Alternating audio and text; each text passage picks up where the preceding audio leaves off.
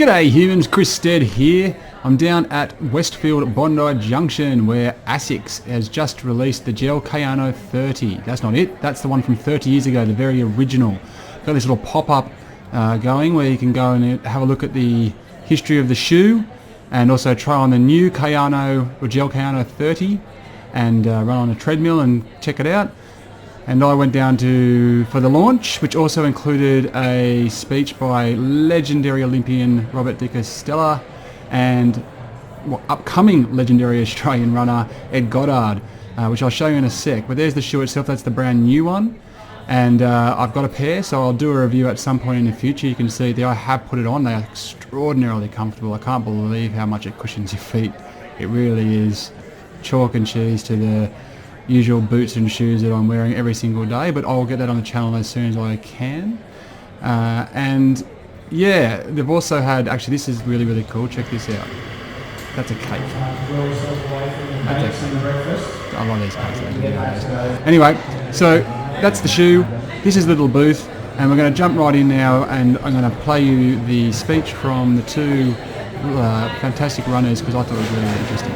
Anyway, enjoy and until next time, check you later. Seen running change since 1993, and what do you think has been one of the major reasons for a surge in such a popularity of running? Yeah, good morning everyone, and thanks for the opportunity to come up, jump on a 6 a.m. flight, so it's always nice to get out of Canberra for a day or so. Yeah, look, it's changed enormously, hasn't it? You mentioned the Gold Coast Marathon over the weekend, and to see, near record crowds right across the board, we see, the marathon has always been reasonably popular, but I think we're seeing a growth and a surge in people wanting to challenge themselves. And I think that's what running does. We all know we need to move for our physical health and our mental health and well-being.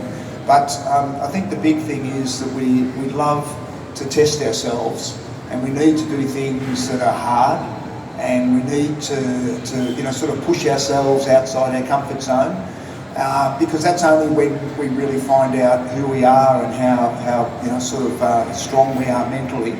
And when we do cross that finish line, we have this incredible sense of accomplishment and achievement. So, I think that's what one of the reasons we're seeing the growth, and on the weekend to see the kids' runs was really exciting for me. And I'm doing a lot of work with Aboriginal and Torres Strait Island communities now, trying to promote running within and across Indigenous Australia. And I think it's just wonderful to see that young generation getting involved. So it's grown enormously in the last 30 years or so, and really looking forward to it continuing. I think everyone can congratulate yourself on, obviously the enhancers in the products, and we saw a new record run on the Gold Coast on the weekend, but you were running times like that quite a while ago without the performance enhancing shoes, so congratulations on that, and also on the work that you're doing with the Indigenous and Torres Strait Islander kids, because the more people we have out running, the better off I think our country will be. Ed, I'll ask you a question, mate. You ran the Gold Coast Marathon on the weekend. First of all, how was it? But can you talk us through how you prepare for races and what your sort of general day-to-day routine is building up to a marathon? For sure. Gold Coast was amazing. I love going up there every year. It's my favourite race to do in Australia. And I think the fact it's an Asics event and we get well looked after, and you get to run a marathon by the beach. It's pretty Australian, and get straight in the surf after is not too bad a day. My lead up was pretty good. It's a lot of training, obviously. I think that's one thing that wouldn't have changed much in the last 30 years is to enable to run your best times and push your body. You do have to put the work in. I'm lucky to be with Asics, a company that has such a great range of shoes, and I think the Kayano is just going to add to that. I sort of look at shoes like sports cars or cars, you got your racing shoes, they're maybe a Ferrari or a Lambo or something, and then I'm looking at the Kayano as sort of it's like your SUV or your four-wheel drive, a shoe you can sort of put a lot of mileage in across different terrain, and I think I'm really excited to get out in the shoe, and I think I'm going to be able to run sort of more Ks in a week, and I guess as shoe technology does continue to improve, less injuries and less little things can only make running easier and better and faster. Sounds good, and I know there would have been a lot of kilometres going to those legs before the marathon the weekend. Rob, how does preparation compare these days to when you were professionally running? Yeah, look, I don't think it's changed dramatically. As Ed said, sort of just chatting to him before we came up here, sort of he's doing, sort of 190, 200k a week. I was doing sort of similar, maybe a little bit more. So the actual, the concept of for the marathon, training up your endurance and your efficiency and your glycogen utilisation. And then, for the track, you've still got to get on the track, you've still got to do your hard sessions. I don't think our physiology hasn't really changed, but I think what has changed is the technology side of it and the opportunity to reduce the risk of injury. And I think that's where this shoe technology is really playing a really important role. Running's hard. It is really hard on your body. It's hard on your knees. It's hard on your lower back. You need to find ways to minimise the impact and to minimise your risk of injury. And I think that's what we're seeing now with this incredible technology coming through with the Gel-Kayano 30. It's enabling the everyday athlete to enjoy their running more. Sort of the impact through your knees and your back is reduced. Your capacity to be able to recover quicker. If you're an elite athlete, your recovery becomes so critically important so that you can train harder again quicker. Sort of I think we're seeing sort of a few changes around the edges with the introduction of the technology now. But we're still the same body physiology that we've always been. So you still there's no shortcuts. Getting a great pair of shoes doesn't mean that you don't have to train hard.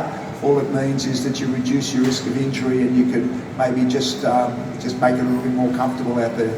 Well, everyone who's picked themselves up a new pair of shoes this morning, we expect to see you on the start line of the marathon in the next 12 months, because the shoes are definitely going to help. Ed and Rob, I'll ask you both this. Do you think running will keep, the popularity of running will keep growing, and where do you see the sport in the next 30 years? I think personally, and adding on to Rob's last point, I think one of the biggest improvements in running as a sport is the accessibility.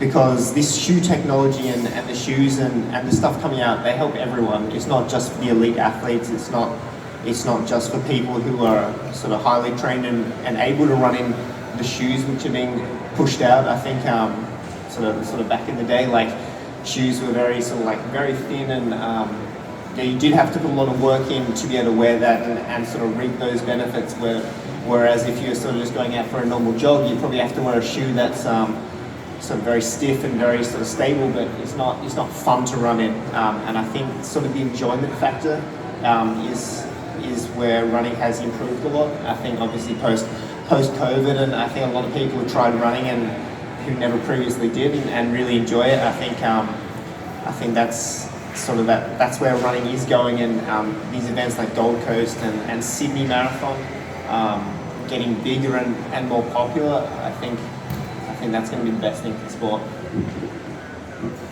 Yeah, look, I agree totally. I think we're on an incredible trajectory up.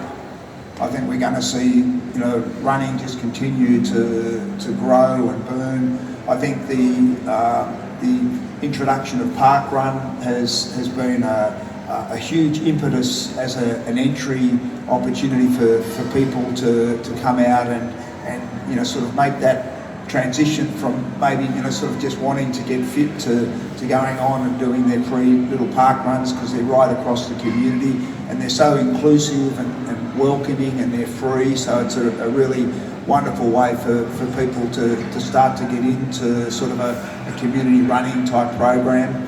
And I think we're also seeing, and we saw it up on the Gold Coast, the level of professionalism and sophistication of the event teams, that they're able to, whether it's at the expos or whether it's the way the security team work, or whether it's the course marshalling and the setup, the quality of the experience that people have when they turn up to events is going to, I think, sort of inspire and encourage more people to set their goals of wanting to participate in events. Something that blew me away on the weekend is, they had the half marathon on the Saturday and the marathon on the Sunday, and people are doing the double. They had like a 300% increase in the number of people from last year wanting to do the half and then back up on the Sunday and do the double. And I was talking to people who ran PBs in both events, how they do that, and I'm sure the shoe technology is contributing to the ability to be able to recover and absorb and come off and do things like that. But people are looking for those challenges. People are looking for trail runs. The ultra runs are getting more and more popular. So I have absolutely no doubt that running is just going to continue to boom. We're all time poor. We're all busy. We're all looking for ways to improve our health, our well-being, and running is the best way. Running addresses every single chronic disease. It improves our mental health and our well-being. The technology and the comfort and the enjoyment side of it is increasing, and the opportunities, whether it's park run or whether it's the Gold Coast half marathon, the Asics half marathon, or the marathons up there, are providing those targets for people to focus on. So it's just going to get bigger and bigger. I think we're all very lucky. Living in Australia, we've got pretty amazing landscape to be able to go and run, and I've always found that if you go on a holiday, the best way to see somewhere new is to run around it rather than jump in a taxi or whatever. So it's definitely encouraging seeing so many people getting out and about. Ed, you mentioned before like different shoes. You look at some as a Ferrari, some are more of your SUV. When would you most likely wear your Kayanos?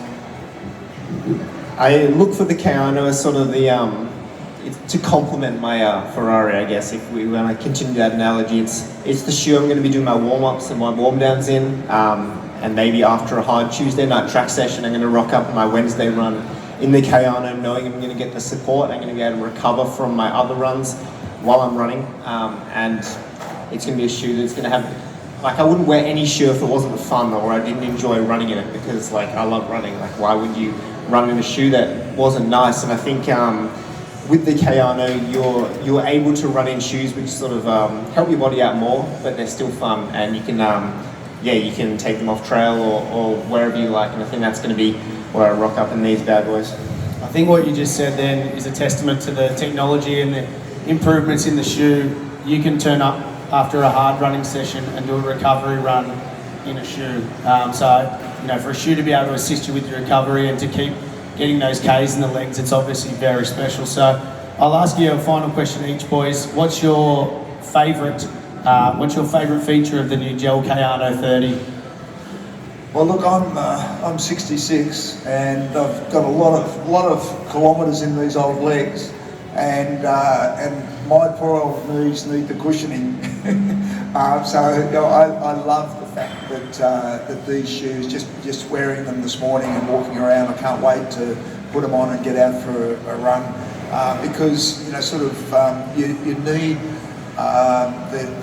the support, but you also need the shock absorption and the cushioning through. I've lost, I think, all of the meniscus and all of the gel that I had in my knees, and I need to put it into my shoes now. So that's my favourite thing.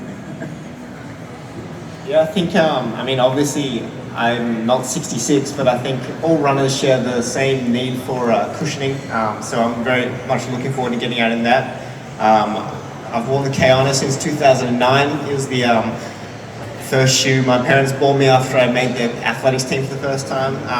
But I'm looking forward to getting out of the shoe because of the stability, and I haven't really run much in the stability. I've been wearing the Kayano shoe as more like a casual shoe, and so I'm looking sort of getting back to my own roots and seeing how they help my legs.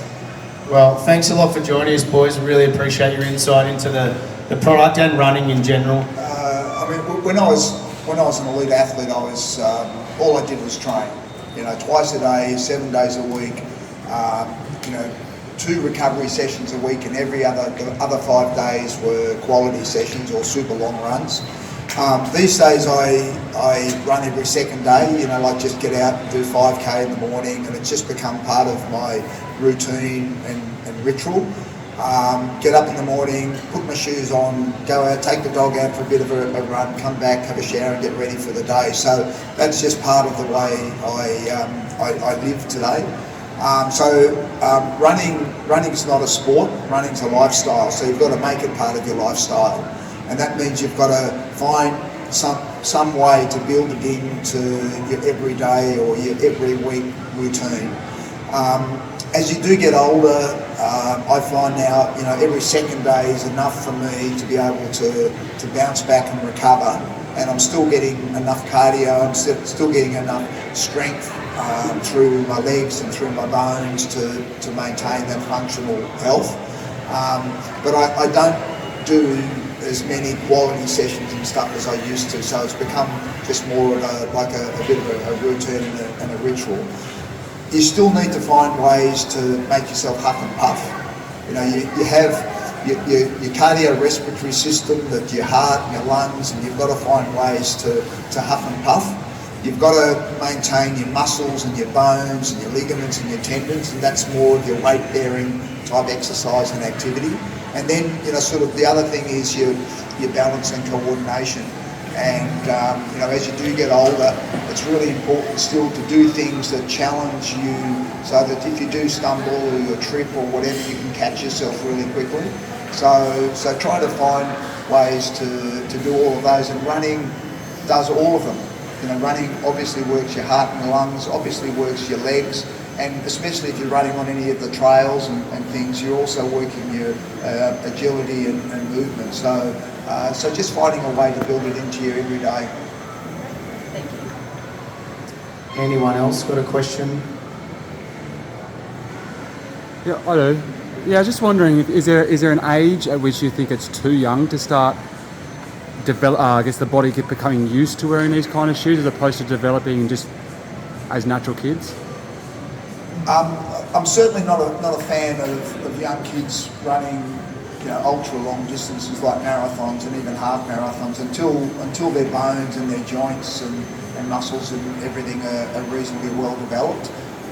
You know, I do get concerned when I see those, you know, sort of super hyped up parents and you know, sort of really driving and pushing their young teenage kids.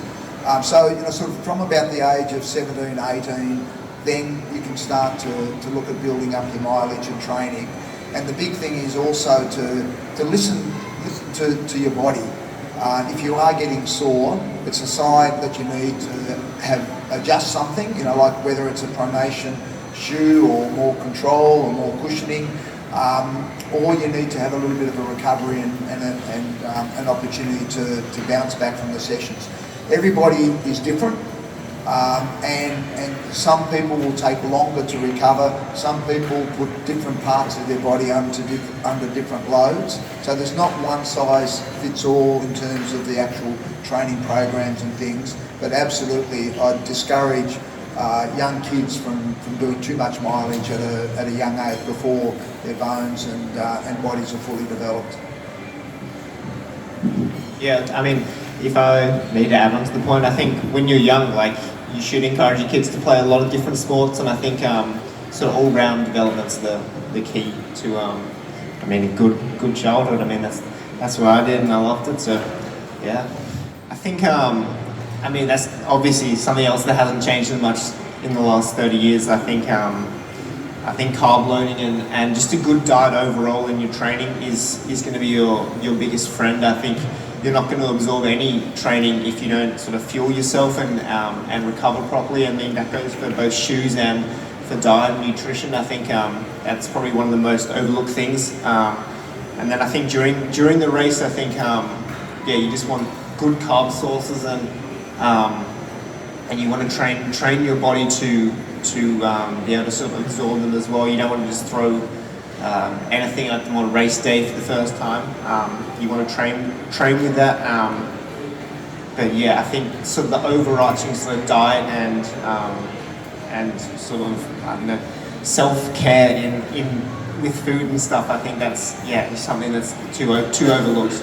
And I think if you do nail that, like it's very beneficial. Anybody, any other questions? If not, Ed, I'll ask you one more, just because it intrigues me. You ran on the weekend. Obviously, there's recovery time after a marathon, but what's the rest of your year look like? I think the rest of this year is gonna be fun. I think the first half of this year I did put a lot of training in and a lot of time doing the sort of simple things, just training, recovering, stuff like that. So I'm looking forward to getting overseas. There's World Road Running later in the year, so hopefully get picked for that. And I mean the Olympic Games is next year, so might need to find a little bit more time in the marathon. But I think my legs are capable of running a little bit faster. So I'm sort of looking forward to the challenges that presents. I mean, and like you said, like seeing new cities and especially by foot is, I mean, one of the coolest things you can do in life. I think running's my favorite thing, and I mean, travel's one of the best things in the world, and so being able to combine them together is pretty cool. Maybe I'll get to do Boston one day. I think that'd be an unreal race. And Rob, you got any running plans for the rest of the year apart from your 5Ks every second day? Any races, or do you still ever compete or run in anything like that? No, look, I don't race anymore, or I don't compete. But running is just, like I was saying, it's just part of my life. It's been part of my life forever, since I was about 13 or 14 years of age. And I do a lot of other sorts of training as well. I do a lot of strength work, a lot of kettlebells and functional fitness and strength, and also do a lot of traditional martial arts. So I'll be heading up to Okinawa up in Japan at the end of this month to do another black belt grading, which will be my fifth Dan black belt grading. So sort of I'm still so committed to a healthy, active lifestyle. I think it's so important, and then you've got to walk the talk. If you want your kids to grow up to be healthy, or your nephews or your nieces, they need to have those positive role models. And it's all well and good to have sort of the elite athletes as role models, but the ones that they'll always take more notice of are their family. And I want my kids, I want my grandson to grow up to just make health a really important priority, because we know these days there's so much, whether it's social media or whether it's the technology or whether it's the junk food that's out there, so many things are pulling people down that path of an unhealthy, sedentary life. So it's really, really important to do everything that we can to be those positive role models to the people that we care about. Well, I'd like everyone to put their hands together for Ed and Rob today. Thank you so much for joining us, sharing us an insight into your careers and where they're still going, and also just your lifestyles around running. So really appreciate your time this morning, and thank you very much.